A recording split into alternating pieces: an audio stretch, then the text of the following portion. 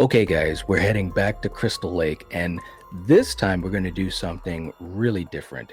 We're not going to rank the movies themselves, we're not going to rank the kills, which I've already done both of those, so check those videos out. But today we're going to be doing a tier list of the Friday the 13th finales, and that's for all 12 films. We're going to actually rank the finales of each single film, and this is going to be amazing, so let's go. Let's get down to brass tacks. This is it. We're going to be talking about the finales for each film, and we're going to be putting them into the categories of the tier list. And if you joined me for the last time I did a tier list on the films themselves and where they rank, then you should know exactly what you're getting into. This is going to be fun. I love the Friday the 13th franchise. You guys know that. Been watching it since I was a kid. It's what got me started on my horror journey. So here we are with the categories for the tier list. In the top category, we have Legend Round Here, meaning that we think that the finale is amazing, masterful. Second level, we have Ooh Baby. In the third level, we have Needs a Touch-Up. We can kind of take it or leave it. Then in the fourth level, we have Death Curse. And that means that we're not really a big fan of that finale. And then, of course, the dreaded final category is Sucks on so many levels, and that means that we think that the finale just sucks. Okay, so you guys know how this goes. Now, when we're talking about finales, I just want to give this quick disclaimer. The way that I'm judging the finales is, how do I feel when I'm watching it? Am I on the edge of my seat? Is it executed correctly? Am I invested in the characters that are there in the finale? Now, again, finales can be 10 minutes, could be up to maybe even 20 minutes or so, depending on the film. So you guys definitely keep track. Let me know what you think and where you would put each of these finales of the Friday 13th films. Starting off with Jason X. Now, the interesting thing about Jason X, I've said this in my previous video, I think there's a lot of fun to be had in this movie. It's got the campiness, it's got the cheesiness. Even though it's taking place in space, somehow they were able to make you feel like it was still a Friday the 13th movie, which that was a victory in and of itself. When we get near the ending and you've got Uber Jason, who is basically just wrecking shop. He has his his rematch with KM, and obviously trashes her really quick, which I thought, that was okay. I would have loved it to go a little bit longer, but you just have basically everybody just trying to get the hell away from Jason. And there are some decent moments, although I'm not a huge fan of how the finale went. What, are you high? It felt like they were trying to figure out a way to end the movie. And of course, once we have Janessa that gets sucked out of the spaceship, it's like, oh man, of course, that's where we get the sucks on so many levels. And all you had left was Rowan, Cinnamon, and KM. Brodsky did the big sacrifice play and, surfing with Jason to the atmosphere of the other planet. And that was a cute little stinger at the end, when he goes into the lake. And then, of course, you see the mask floating down. And, of course, you have these two teenagers that are absolutely stupid say, oh, let's go check it out. Yeah, okay. You go and do that. Good luck with that. I don't think that this finale is as good as it could have been, as much fun as I'm having with this film up to that point. So actually, I'm going to put Jason X in Needs a Touch-Up. We're going to go with Needs a Touch-Up for Jason X. I could just take it or leave it. It's fine. Nothing really too special in my opinion. So that's where we're going to go with Jason X. Friday the 13th Part 6, Jason Lives, which got a really high score on our previous tier list. When we think about the ending, this almost like a blood feud between him and Tommy, which is really cool, and I dig that quite a bit. Tom Matthews, I thought, was great in the role.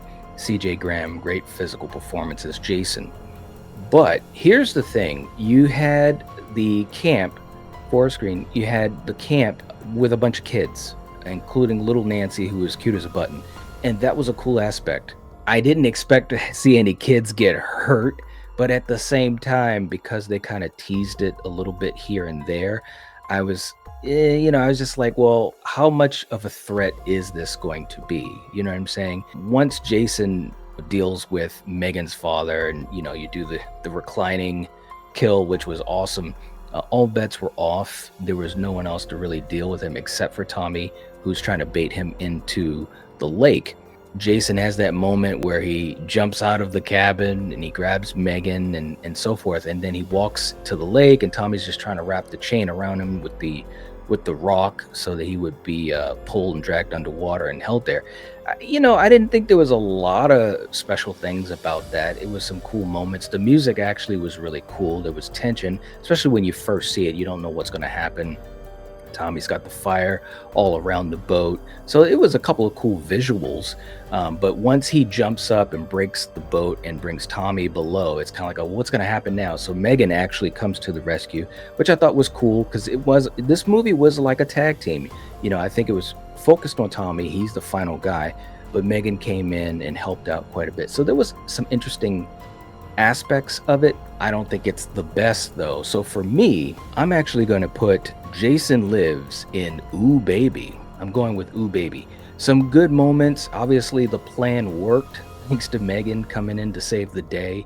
And Jason is basically stuck at the bottom of the lake, which it's poetic. So, again, Tom McLaughlin, there's a lot of great things he did with this film to have that extra touch that you don't always see on a Friday 13th film. So I don't think it was a perfect finale, but it was pretty good. It's enjoyable for what it is. So I'm actually going to put Jason Lives in Ooh Baby, the remake, Friday 13th from 2009.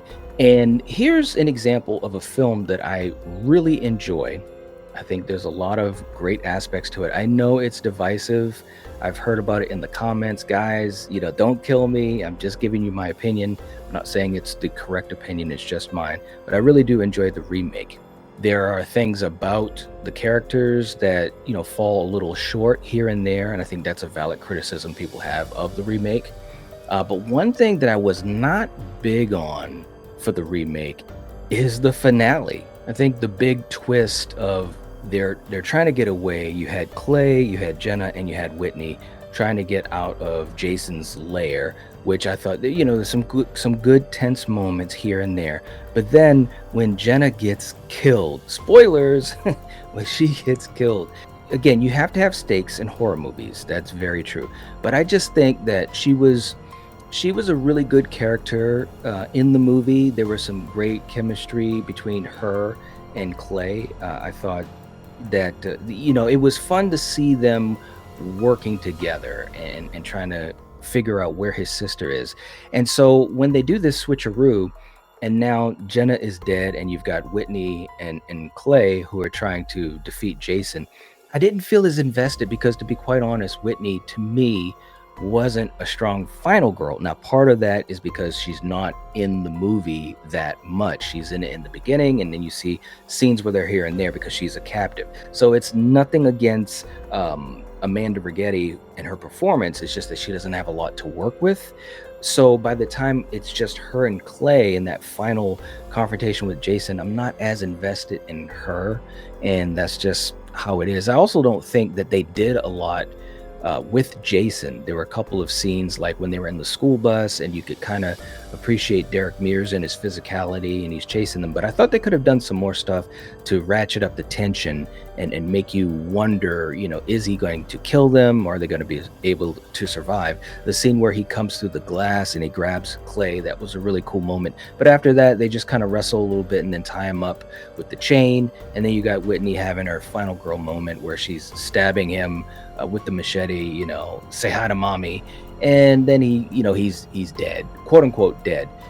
It was kind of flat. It's like, okay, well, they killed Jason like that, quote unquote killed Jason like that. Now, of course, being a remake or reboot, or however we're looking at it, I mean, it's basically a rehash of the first 4 Friday the 13th films, right? But at the end, of course, they tried to redo the stinger that we had in the original film. And to me, well, number one, I don't think it works as well. The thing about that original stinger, I just want to park on this for a second. The thing about the original stinger is that finale being the first one that we saw, the realization of Pamela Voorhees and telling the story about Jason, like there was a lot of setup, right? And then of course the cat fight of the century between her and Alice. And then when Alice is victorious and just emotionally drained and laying in that boat. And then of course,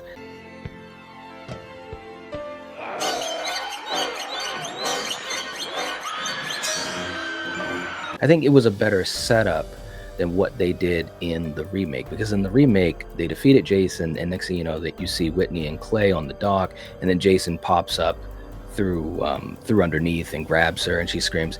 It just this is a good example of how you try to have something that seems to be more intense and like shock value style versus something that is teased out. You have the tension and you let it set, you let it marinate, and that's what the original did better. So for me, I say all this to say for me, I'm not as big on the remake. So I'm actually going to go and put the remake in Death Curse. It's not that it's the worst thing that I've ever seen, but to me, it had a lot more opportunity to be better based upon what they had, in the beginning and the middle of the film. I think that the finale actually falls short. They weren't able to stick the landing. Next up, we have Jason Goes to Hell, the final Friday. Now, with Jason Goes to Hell, I know a lot of you guys are probably guessing where this might go, and you may not be wrong. Here's the thing.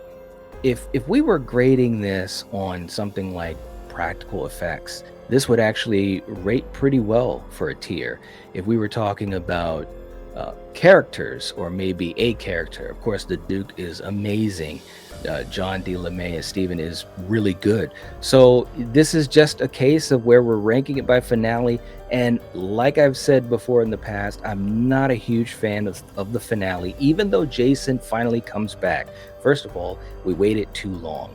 Second of all, it's Kane Hodder, and at certain points in this fight, he's fighting Steven, and he's actually getting his ass kicked. This is not Friday the 13th Part 2, where we're getting, Paul is getting his ass kicked. This is Jason Goes to Hell. He's able to body hop. He's got a magical dagger. He has a sister we never knew about. And what the heck? He's getting beat up by Steven. You son of a bitch! And I just didn't feel the intensity at that point. I think that they could have done a few things. It was probably a budget thing. I get it. But I'm just saying, for a finale, I wasn't as invested in that battle. Yes, it was great to see Kane come back, even though I'm not huge on the design of Jason. So, Jason comes back, but he's in a fight that's not really that cool, in my opinion. And then, of course, Jessica comes from behind with the dagger, and that basically takes care of the day. Well, she kicks the dagger all the way into him, and then you got the spiritual world and everything fighting with him to bring him down into hell. The stinger with Freddy's glove, that was awesome. I remember in the theater, like, whoa, what? We're finally gonna get it. That's awesome. But that wasn't enough to save the day. So without further delay, I've got to say that Jason Goes to Hell sucks on so many levels. There was nothing about it that really, makes it memorable or fun. When I think of finales, it's just not one that I really enjoyed. So it's going in the final level. Next up, we have Friday the 13th, Part 7, The New Blood. Now, The New Blood has a lot of things going on with it, because you have Tina and with her powers and so forth, basically being Jean Grey, and Kane doing so much stunt work. John Carl Buechler, who directed it, known for a lot of stunt type of work in his films. You had the fire burn, which I believe at the time was the longest that had been on film. I don't know if it still holds that record, but at the time it was just amazing seeing that. And Kane actually did it, and that was a big thing because he had a huge accident and got burned quite badly, in his career. So to see him do that, that was great. He looks great. We've talked about that before. The look of Jason is fantastic. So as Tina is fighting him, and you're seeing all these aspects of Jason as a character with Kane's physical performance, I think it just made the intensity so great. Even when the mask came off, there's times when I think about it, I'm like, man, put that mask back on, right? But You can't deny the design of it. It just looks great. I mean, the practical work they did for the New Blood, if nothing else, you got to give credit for that and the stunt work. I know the MPAA really muted a lot of what they could do, but there were some cool scenes. Even when they first start to face off, Jason and Tina electrocuting him in the puddle of water. It just looks good. Jason looks really good in this film. There are a lot of scenes and still shots that you can get from the New Blood that just Jason looks amazing. So with all that being said, I think you guys know what I'm about to say here. The New Blood has to go into Legend Round Here. It's going all the way up to Legend Round Here. I really dig it. I think it's fun.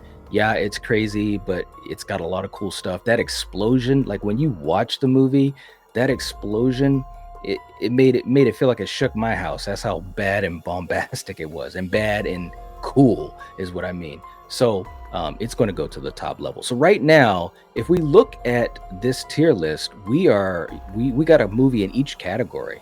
So this is pretty cool. Again, Friday 13th, such a variety, for these films, and even when you break it down to something like the finales.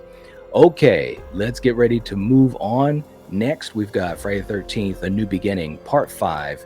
And again, Roy aside, at least for now, the finale, I thought, had a lot of great elements. First of all, you got Reggie the Reckless, who, and I'm not necessarily comparing him to Tommy Jarvis, but because Corey Feldman was great playing Tommy.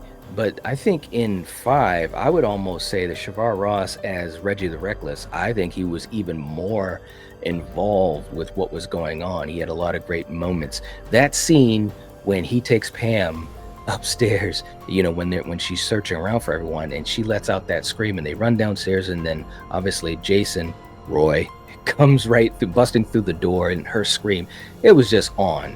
He's chasing them. There's a couple of moments where you think he's going to get them, and then when Pam is just crawling on the ground trying to get away from Roy, I mean, it's like, oh man, she is going to get killed. Nothing can stop him, right? And then Reggie comes to save the day. It was great. Now all this is happening, and I'm thinking to myself, where's Tommy in this, right?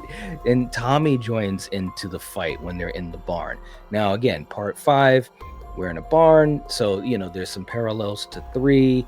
I won't get into who does it better, but 5 had some good aspects in the sense that you had 3 survivors dealing with Jason, Roy. So I'm just going to call him Roy. You guys know what I'm talking about. So you had 3 of them dealing with him, and it was well done. There was a lot of tension. I thought, once again, Melanie Kinnaman was great as Pam, a great final girl. Taking the chainsaw to Jason, that was a cool scene. So a lot of great stuff. Now, here's the only thing that, in my mind, is the only thing that is obviously the downer of it all, is once they get Jason off of the edge of the barn, he falls into the bed of spikes, and you see that it's Roy, and it's kind of like, crap. But what makes up for it is the stinger at the end, because Tommy is in the hospital. He's seeing visions of Jason, but the question is, what's going on in this guy's mind? John Shepherd played it really well. I know some people aren't big on his portrayal, but I thought that he did a really good job making you wonder, is he crazy or not? Is he going to flip? Is he going to become the new Jason? That was kind of where they thought they were going to be going, but it was the shock of it when Pam is going to go see Tommy, goes into the hospital room, and then all of a sudden he's behind her with the mask on, with the knife, and it's like, oh my God, don't kill Pam. And then it cuts. Like, that was a great way to end that film. So, it's like a roller coaster with A New Beginning, but I have a lot of fun with it. So we're going to go to Ooh Baby. Ooh, baby, ooh, baby, ooh, baby, ooh, baby. Let's go to Ooh Baby for Friday 5. Okay, let's go to our next film, and that is The Final Chapter. Now, The Final Chapter, and I was just talking about the idea of the child characters. Tommy Jarvis, again, is a really good character in this film, and Corey Feldman did a great job. You have some iconic shots when Jason comes through the window. I mean, it looks great. It's like, wow, this is awesome. Trish hitting him with the hammer to save her brother. Great stuff. I think one of the aspects that I love most about this finale is when Jason is chasing Trish. That was just on the edge of your seat. That was so well done. I wish we could have done a little bit more of that, because once you get, here's the thing about the finale, you've got Trish down in the basement with Rob, and then of course he gets killed by Jason, and he's killing me, he's killing me.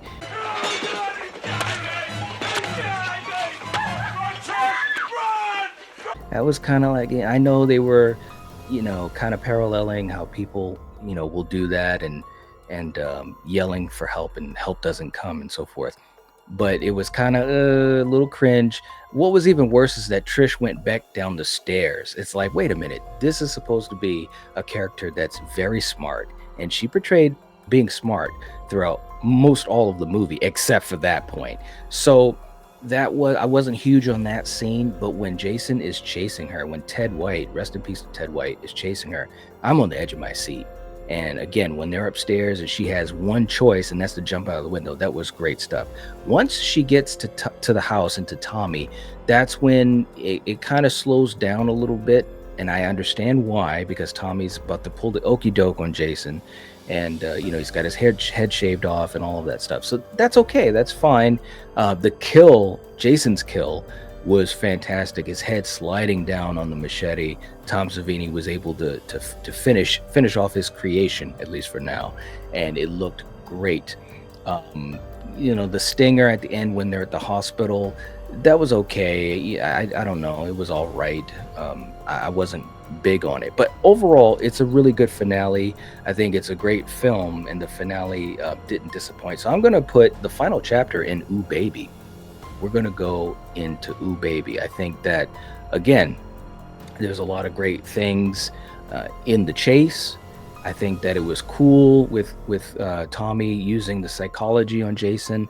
I don't think it was as well done as it was in another movie. We'll get to that, but it was done really well. So we've got Friday the 13th Part 4, the final chapter in Ooh Baby. Okay, let's go to our next film. Next up on the list, we have the original Friday the 13th from 1980. This is the finale that started it all. If they didn't land this finale in the first Friday the 13th, who knows? This film may not have been as well received as it was. Who knows? It could have changed the whole landscape of slashers. It's well done in the sense of, you have Pamela that comes out, she's explaining everything we need to know. The downside of it is we had never seen her before now. So it's like we didn't get a chance to wonder if she could be the killer. When she pops up, and Betsy Palmer was great, no doubt about it. Legendary, awesome stuff. But I'm thinking, who's this chick? What are we doing? And so there's the bummer of the finale at that point. The chase is great, and of course the cat fight of the century is wonderful. I mean, there are times when she's really smacking Adrian King, and they had to tell Betsy to pull back a little bit. We're not trying to kill each other. So that was really fun. Of course, the beheading happens. The stinger is one of the best parts of this finale, because you had no clue that was going to happen. When I saw this as a kid, this was the scene that literally made me crap my pants. But once it was over, and Alice is basically saying, well, he's still out there. And I was thinking, yeah, he is, but right now I'm safe. Right? So I made it through this horror movie as a little kid, and that's what got me on my horror journey. So I love this finale, but I do have to deduct points for just how crazy it was. We didn't see Pamela throughout any of the movie. It's like, how do we... It's not a mystery, because we don't even know who she is until she's revealed right there at the end. So I'm going to say that the original goes into Ooh Baby. We're going to go into Ooh Baby. Okay, next up, we have Jason Takes Vancouver. And the interesting thing about Friday the 13th, Part 8, Jason Takes Manhattan, is the finale. You do have Times Square, so you have the big moments of it actually being in New York and not in Vancouver. It looked fantastic in that scene. Kane says that that's still one of his favorite scenes of the whole franchise that he's worked on, and it looks great. He's chasing them. There was a little bit of fun with that. They run through the subway really quick. I think they could have done a little bit more in that scene to really bring out the tension and to make you wonder what Jason is going to do. I get it. The budget was non-existent. They didn't have any money. So that was probably a part of the reason why you didn't see more of what could have been. But here's the other side of things. I loved it when he goes through the restaurant and he actually manhandles Ken Kirzinger. And of course Ken played Jason in Freddy versus Jason. It's too bad that the movies weren't flipped, because then it would have almost been like Kane got revenge on Ken. No shade to Ken Kirzinger. He just did what he was told to do. And you blew it! You blew it! But I just didn't really like his portrayal in Freddy versus Jason. But when Kane finally goes into the sewers, there's some great shots of Jason walking through the sewers. He's just looking badass. I love it. He's just, again, Kane is just great physically as Jason. But guys, listen, I'm just going to say it right now. Why on earth did they think you were going to take some toxic waste, throw it on to Jason, he starts melting? Okay, that's kind of fine.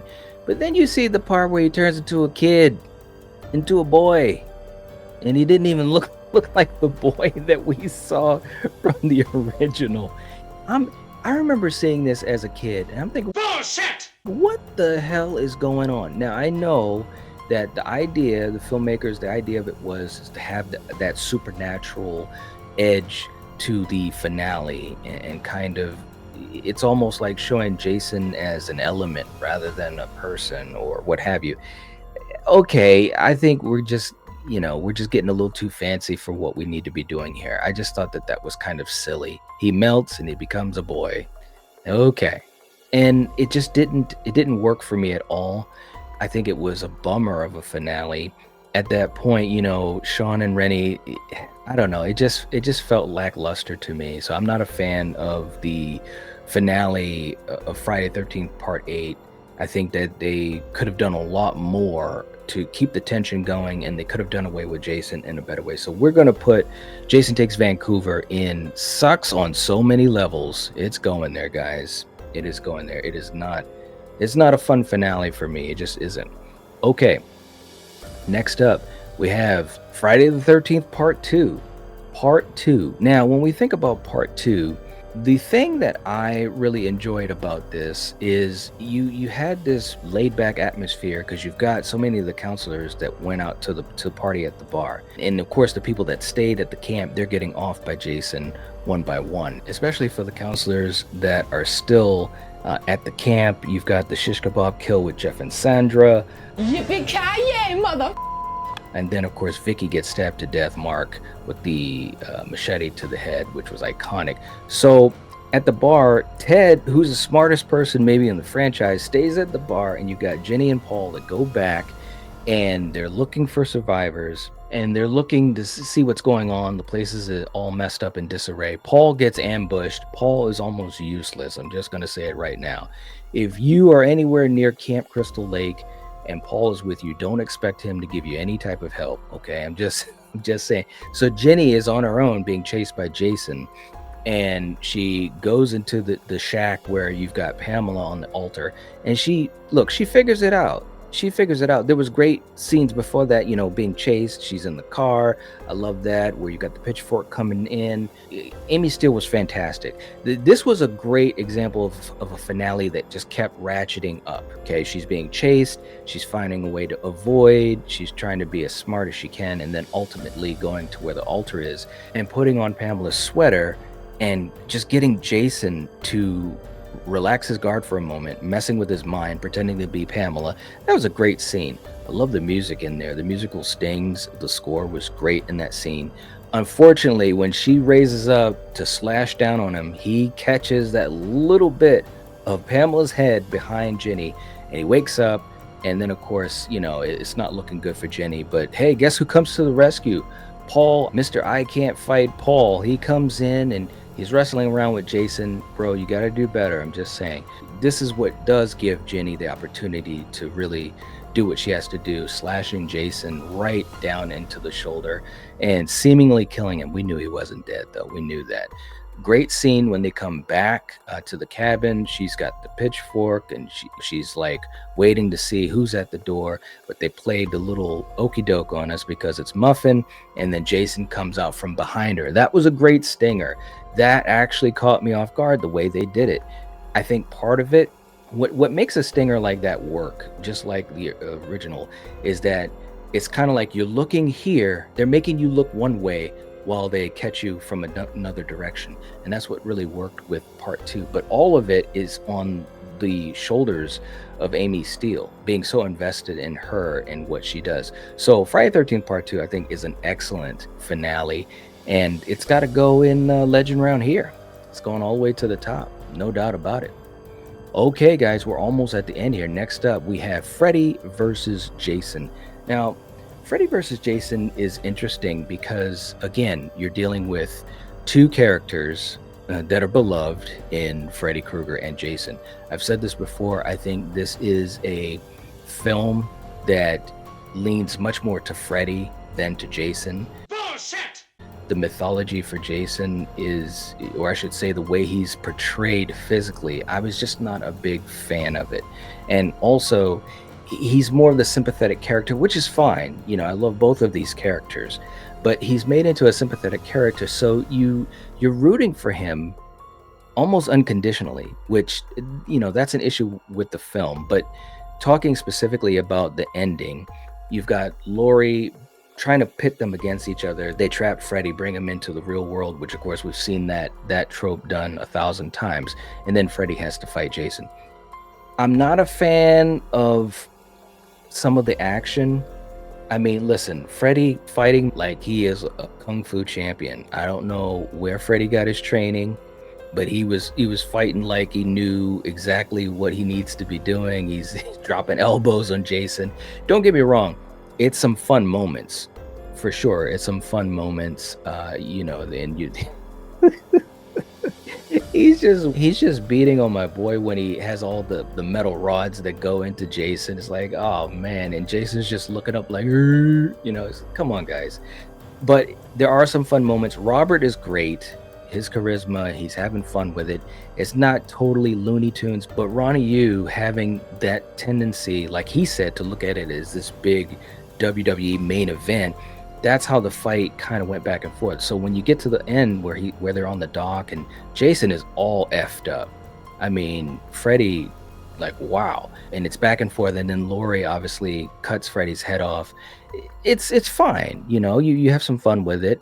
Welcome to my world, bitch. It's like, okay, throw the bitch word at Freddy. Then of course at the end, Jason comes out of the leg holding Freddy's head. So you're like, oh, did Jason win? And of course, Freddy winks at the screen. So it's like, okay, it was a tie. We knew it was going to be a tie the whole time, whatever.